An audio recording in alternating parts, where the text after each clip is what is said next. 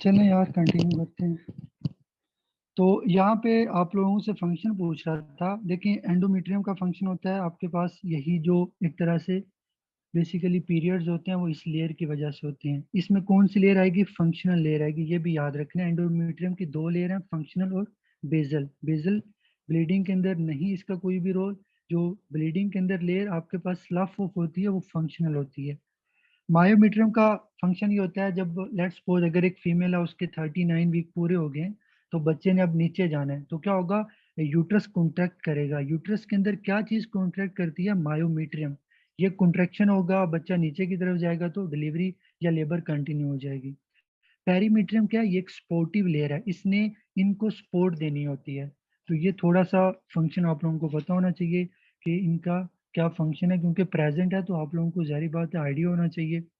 अब आप लोगों ने पढ़ा होगा, अगर किसी को आप ऑक्सीटोसिन देते हो तो भाई वो जाके इसको स्टिमुलेट करता है, या इसी तरह जो भी आप लोग आगे ड्रग्स वगैरह कंटिन्यू करेंगे।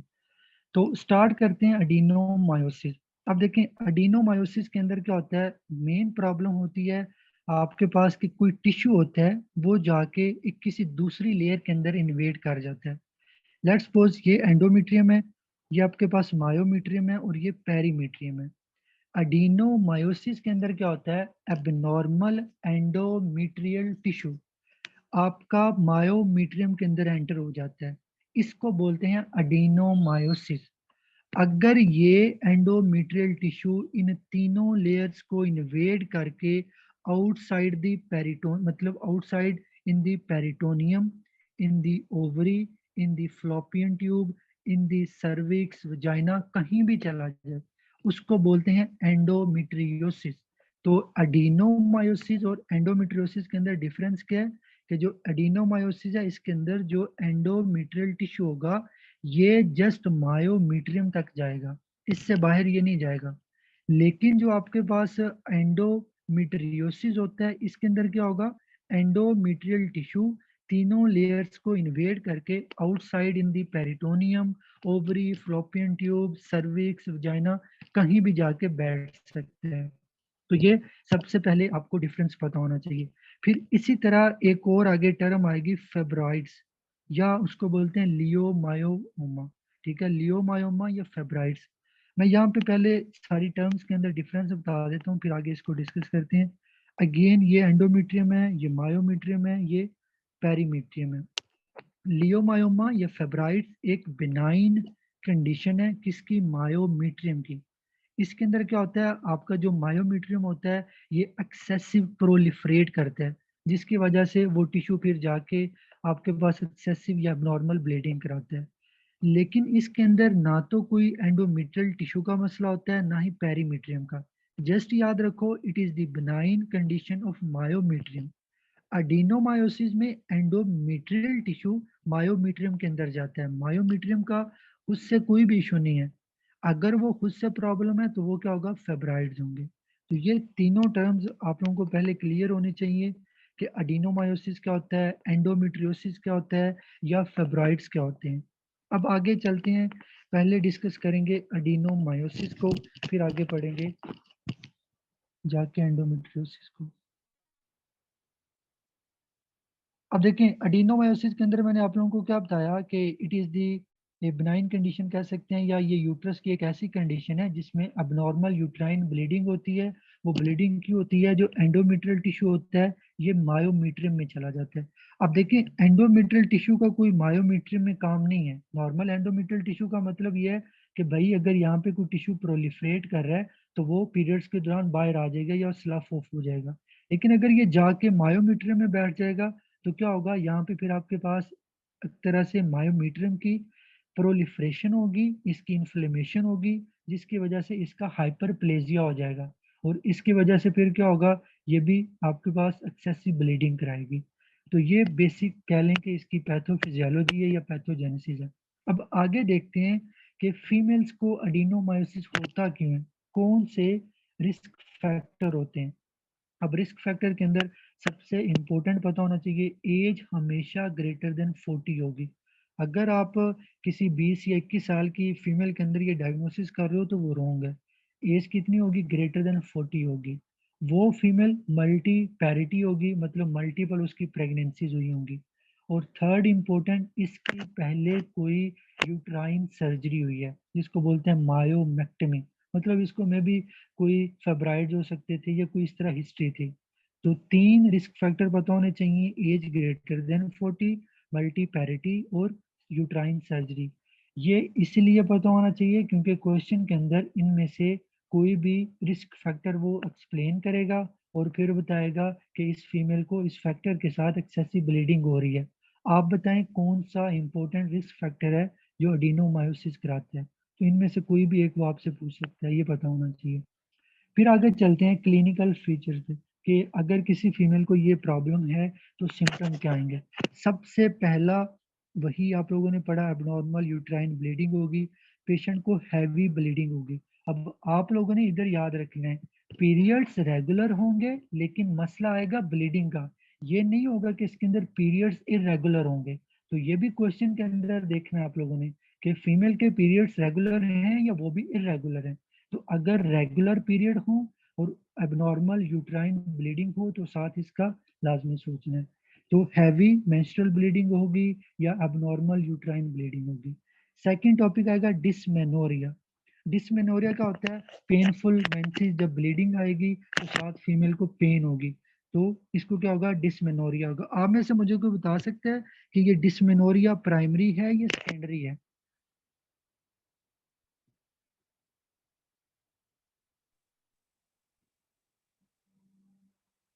जल्दी से बताएं यार। प्राइमरी। अच्छा जी, आपने प्राइमरी बोला। फैसल आप बताओ यार कि ये जो फीमेल को प्राइमरी होगा सर। Secondary sir. प्राइमरी, ठीक है। अब सेकेंडरी। फैसल ये प्राइमरी क्यों है, इसके अंदर क्या मतलब प्राइमरी ये कैसे हो सकते हैं, थोड़ा सा क्योंकि बताएंगे आप? इंटरमीडिएट क्योंकि यूट्रस के एंडोमेट्रियल टिश्यू की वजह से ही मतलब ठीक है। ये जो प्रोलिफरेट। अब देखें एक चीज याद रखिएगा, ये जो आपके पास जब भी यूट्रस में कोई प्रॉब्लम आए ना तो वो सेकेंडरी एमेनोरिया होता है, प्राइमरी नहीं होता। प्राइमरी के अंदर मैंने आप लोगों को बताया था यूट्रस बिल्कुल नॉर्मल होगा। क्या होगा, फीमेल आती है आपको बोलती है, लाइक 21 ईयर ओल्ड फीमेल है, वो आपको आगे बोलती है पीरियड से 1-2 दिन पहले पेन होती है, 2-3 दिन तक कंटिन्यू रहती है, फिर वो ठीक हो जाती है। Most common cause of dysmenorrhea in young female, आप कह लें वो क्या होता है, प्राइमरी होता है। इसमें प्रोस्टाग्लैंडियन ज्यादा बनते हैं। तो खैर ये सारी डिटेल आप लोगों को बताई हुई है।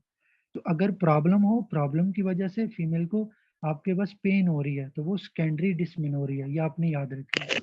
फिर आगे सिम्टम क्या होंगे, फीमेल को पेल्विक पेन होगी, ये आपने याद रखना है, पेल्विक पेन हो। उसके बाद डिसमेनोरिया होगा, एबनॉर्मल यूट्राइन ब्लीडिंग होगी। सबसे इम्पोर्टेंट पॉइंट, जब आप लोग इसके यूट्रस को देखोगे तो आप लोगों को वो यूट्रस कैसा मिलेगा, symmetrically enlarge heavy bogie uterus. ये टर्म्स को रट लें, आपको एग्जाम्स के अंदर उन्होंने यही टर्म्स बतानी है। यूट्रस क्या है, डिफ्यूज इनलार्ज है, सिमेट्रिकली इनलार्ज है, फिर हैवी बॉगी ग्लोबुलर यूट्रस है। ये वो टर्म्स आपको बताएंगे। और हो सकता है इस यूट्रस की टेंडरनेस हो, मतलब कि जब आप इसको पल्पेट करेंगे, पल्पेट का मतलब यह है कि जब आप इसके ऊपर कोई प्रेशर वगैरह करेंगे तो फीमेल को पेन होती है या नहीं। तो यूट्राइन टेंडरनेस प्लस माइनस का मतलब ये है कि ये हो भी सकती है या नहीं भी हो सकती। तो यहाँ पे 3 चीजें क्या याद रखनी है, अगर कोई फीमेल आए 45 ईयर ओल्ड है, अबनॉर्मल यूट्राइन ब्लीडिंग हो रही है, क्रोनिक पेल्विक पेन है, आपने चेक किया, यूट्रस इज सिमेट्रिकली, उसके बाद डिफ्यूजली, और उसके बाद बताएगा हैवी बॉगी या ग्लोबुलर, वो इनलार्ज है, आपकी डायग्नोसिस क्या है, एडिनोमायोसिस। फिर आपने याद रखना है कि ये जो प्रेजेंटेशन होती है ये क्लिनिकली आपने डायग्नोस करना होता है। अगर आपसे क्लिनिकली डायग्नोसिस नहीं हो रही तो आपने 2 चीज़ों को याद रखना है, एमआरआई या अल्ट्रासाउंड। लेकिन अगर इन दोनों में से आपको चूज करना पड़े तो आप लोगों ने एमआरआई को चूज करना है। एग्जाम में वो आपको बता सकता है एमआरआई, उसके बाद यूएसजी अल्ट्रासाउंड या लेप्रोस्कोपी। तो आप लोगों ने इसके लिए एमआरआई यूज करना होता है, ये बहुत इंपॉर्टेंट पॉइंट है, ये याद रखना है। एमआरआई के ऊपर क्या नजर आएगा, जो मायोमीट्रियम होगी वो थिक होगी, क्यों, क्योंकि वो टिश्यू जो होगा एंडोमीट्रियम से जाके मायोमीट्रियम के अंदर बैठ जाएगा और उसकी थिकनेस ज्यादा हो जाएगी। तो ये आपने इसके अंदर याद रखना है। फिर आगे आता है, ये आपने डायग्नोसिस कर ली, ट्रीटमेंट के लिए यहाँ पे आप लोगों ने दो चीजें याद रखनी है, एक मेडिकल ट्रीटमेंट है और एक आपके पास सर्जिकल ट्रीटमेंट है। अगर वो आपसे मेडिकल ट्रीटमेंट पूछे तो आप लोगों ने एनसेड को चूज करना है फर्स्ट, और सेकंड लाइन आपकी ड्रग कौन सी होगी, ओसीपी। अगर वो फर्स्ट लाइन ट्रीटमेंट पूछे एडिनोमायोसिस के लिए और ऑप्शन में आपको एनसेड और ओसीपी है, तो पहले आपने एनसेड देनी है। अगर नहीं फर्क पड़ा तो आप ओसीपी दे दो। अगर दोनों फेल हो गए तो आप इसकी क्या करोगे, हिस्टेरेक्टमी कर दोगे। अगर वो फीमेल आगे फर्दर प्लानिंग नहीं कर रही, या उसने आगे कोई भी फैमिली प्लानिंग नहीं की हुई, या उनको आगे कोई भी बच्चे वगैरह की जरूरत नहीं है, तो आप सिंपली उस यूट्रस को हटा दो। तो ये आप लोगों का है टॉपिक स्पेशली एडिनोमायोसिस का। इसके अंदर क्या क्या चीजें याद रखनी है कि जो यूट्रस होगा वो आपके पास सिमेट्रिकली लार्ज होगा, हैवी बॉगी होगा। अब देखें अक्सर वो एग्जाम में क्वेश्चन दे देता है, एक प्रेग्नेंट फीमेल है कि प्रेग्नेंट फीमेल के अंदर यूट्रस का साइज जो है ना वो इनलार्ज हो गया। तो एक चीज याद रखिएगा, जब भी प्रेगनेंसी होती है तो प्रेगनेंसी में हम लोग अवॉइड करते हैं सर्जिकल प्रोसीजर से। बेशक फीमेल को एडिनोमायोसिस हो, फेब्राइड्स हो, तो आपने सर्जरी के बाद इनको ट्रीट करना होता है अगर सर्जिकली करना है। तो प्रेगनेंसी के दौरान सर्जरी की तरफ नहीं जाना। इवन वो आपके पास फिर आप शायद आप लोगों को पता होगा, पिछले दिनों पाकिस्तान के अंदर भी केस आया था, एक डॉक्टर था, उसकी बीवी वो भी डॉक्टर थी, तो प्रेग्नेंट थी, उसको फेब्राइड्स थे, तो डॉक्टर ने प्रेगनेंसी के अंदर उनको हटाने की कोशिश की है, बच्चे की भी डेथ होगी, मदर की भी डेथ होगी। तो ये लाजमी पता होना चाहिए। कोई भी खैर सर्जिकल प्रोसीजर है आप अवॉइड करें प्रेगनेंसी के अंदर अगर कोई बहुत ही सीवियर कंडीशन नहीं है तो ये आप लोगों का फर्स्ट टॉपिक था एडिनोमायोसिस का। बाकी इंशाल्लाह जो आप लोगों के दूसरे टॉपिक है वो कल करेंगे, इसको आप लोगों ने बुक से पढ़ लेना है। अब देखें जो आप लोगों की स्टेप 2 की बुक है या स्टेप 1 की बुक है, उसमें उन्होंने सिर्फ 3 से 4 लाइनों के अंदर लिखा होगा। आप लोगों को ये सारा पता होना चाहिए, इसके अंदर काज क्या है, इसकी पैथोजेनेसिस क्या है, इसके अंदर रिस्क फैक्टर क्या है, इसके अंदर क्लिनिकल फीचर्स क्या आएंगे, आपके पास मेडिकल ट्रीटमेंट क्या है, फर्स्ट लाइन ट्रीटमेंट क्या है, सेकेंड लाइन ट्रीटमेंट क्या है। अगर मेडिकली फर्क नहीं पड़ा तो आपने सर्जरी की तरफ जाना है। सर्जरी के अंदर आप लोगों ने हिस्टेरेक्टमी करनी है, और डायग्नोसिस के लिए मैंने आप लोगों को बताया कोशिश करें एमआरआई करें या अल्ट्रासाउंड, लेकिन बेस्ट टेस्ट कौन से एमआरआई है। तो ये आप लोगों का आज का टॉपिक था। अगर किसी बंदे को कोई भी कंफ्यूजन है तो बताएं। बाकी इंशाल्लाह जो टॉपिक है वो कल करेंगे, जिसके अंदर एंडोमेट्रियोसिस आएगा, फेब्रॉइड्स आएंगे, या जितने भी आगे यूट्रस के टॉपिक हैं।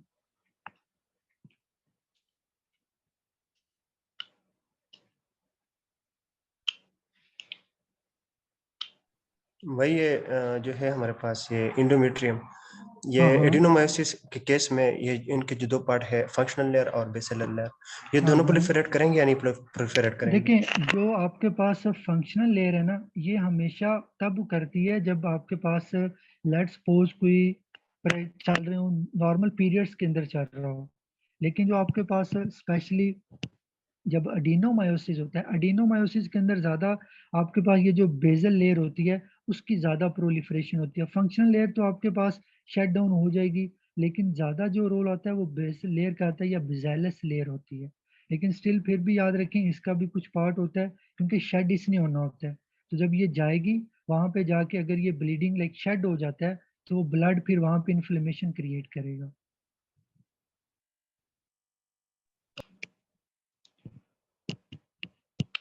तो चलें ठीक है यार, बाकी इंशाल्लाह कल कंटिन्यू करते हैं, आप लोग बुक से पढ़ लीजिएगा।